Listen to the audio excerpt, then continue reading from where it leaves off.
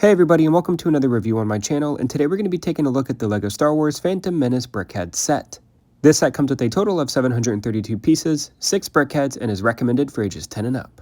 And we're still going to kick off this review by taking a look at everyone's favorite Gungan, Jar Jar Binks. Jar Jar comes with some good printing on the chest area, and I really like the building techniques that the LEGO designer used to get the overall shape and design of Jar Jar Binks' head. I think it looks really great in this brickhead form. As we turn Jar Jar to the side here, you can get a better look at how the LEGO designer was able to incorporate these techniques to get the shape of Jar Jar's face. And as we spin this brickhead around to the back, I do want to highlight the ears of Jar Jar Binks as well. They're relatively simple in design, but I do think they're executed well in a very effective build to complement the overall design of this Gungan. If I have to be nitpicky, I do think that the design of Jar Jar here would have benefited from having the nose and mouth area be just a little bit longer than it currently is.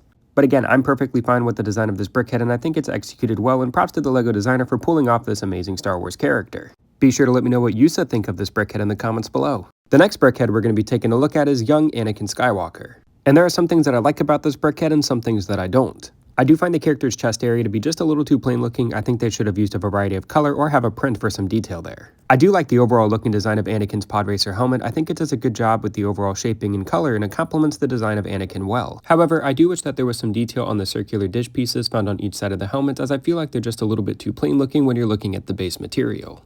And as we make our way around to the side of young Annie here, you can also see that he comes with a tool as an accessory. And like I said, I don't necessarily hate this brickhead. I think it's a fairly good attempt at recreating this character, but I do feel like there are a couple of missed opportunities that could have made it just a little bit better. And here's what Anakin looks like without his goggles. The next brickhead we're going to be taking a look at is Queen Amidala, and I personally think that this is the best looking brickhead that comes in this Phantom Menace collection. You can see that there's some really nice printed detail on the chest and face of this character, and as we spin the character around to the side here, you can see that impressive looking detail continues. I do like the use of those transparent orange T-slope pieces found at the bottom of the dress. I think that's a really cool looking detail. And as we make our way around to the back of the brickhead, you can see that there's even some impressive building techniques to get the braids in her hair. The one thing that I do find rather interesting is they create this black circular base that fits underneath the brickhead, and then they have you stack it on top of a standard square brickhead base. I do find that to be a little bit unnecessary. I think that the black circular base underneath this brickhead would have done just fine. But that's just a minor complaint, and I'm sure there's some people that will appreciate this inclusion. Next up, we're going to be taking a look at Captain Panaka, who I think is a really well-designed looking brickhead. I do like the detail of his belt being brick-built, and I love the little bit of blue found at the collar of his shirt there. That's a really good detail. And as we spin Captain Panaka around to the side here, he has a little bit of blue on his arms, and I love the way that they did the shape and design of his hat. And as we spin Captain Panaka around to the back here, you can see that the brick-built belt actually wraps all the way around the character again, which I think is a really nice inclusion. He also comes with a blaster as an accessory that he's holding in his right hand.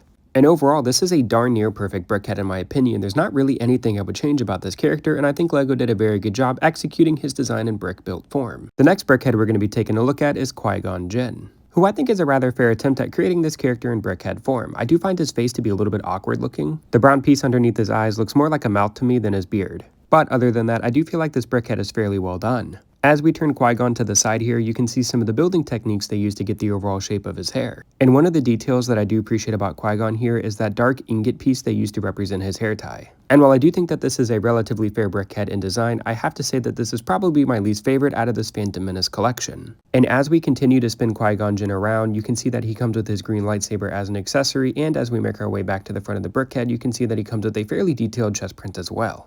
The last brickhead we're going to be taking a look at is Darth Maul, who has some really nice printed pieces on the face of the character meant to represent his markings. I also like the color they use for the brickhead's eyes. It's very accurate to the character. As we spin Darth Maul around to the side here, you can see he has a horn on the side of his head and a bunch of them on top of his head, again, which is very accurate to the character's design. I also like the building technique they use for the character's robes. I think that's very well done. And as we continue to spin Darth Maul around, you can see that he comes with this double-sided red lightsaber as an accessory. And overall, I feel like LEGO did a relatively good job capturing the overall look and design of Darth Maul in this brickhead form. You'll have to let me know what you think of Darth Maul in the comments below, and if there's anything you'd change about this awesome looking brickhead. Something that I thought was really cool on LEGO's part is they included a separate instruction manual for each one of the brickheads that were included. So if you have some friends or family that want to build these brickheads with you, you have that option.